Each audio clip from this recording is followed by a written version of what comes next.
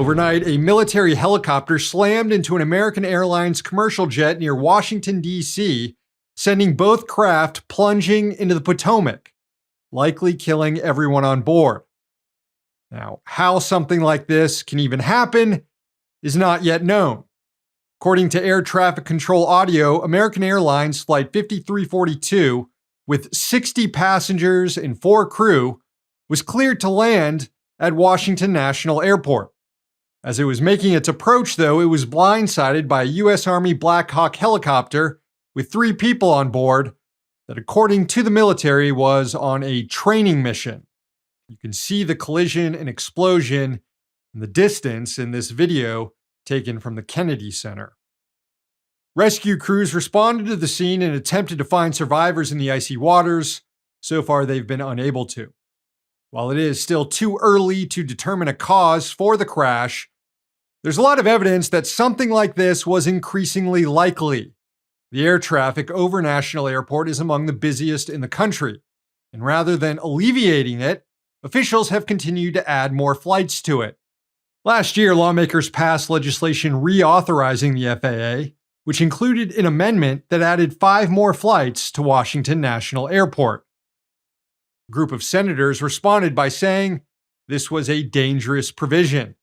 Here's that statement from Senators Chris Van Hollen, Ben Cardin, Tim Kaine, and Mark Warner. This is from April 2024.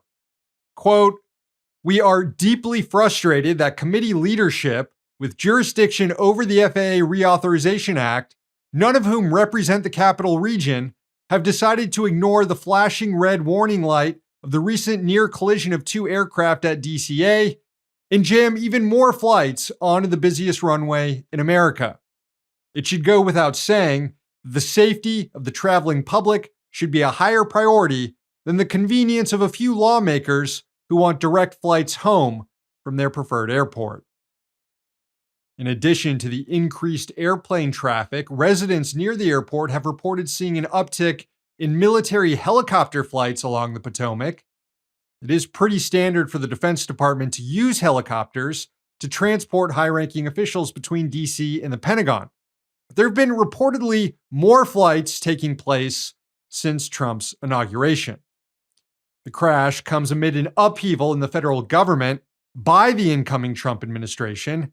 One day after he was inaugurated, Trump fired the head of the Transportation Security Administration and gutted an air safety initiative within the agency known as the Aviation Security Advisory Committee. He's also crushed the morale of federal workers, including air traffic controllers, by making them fear for their jobs.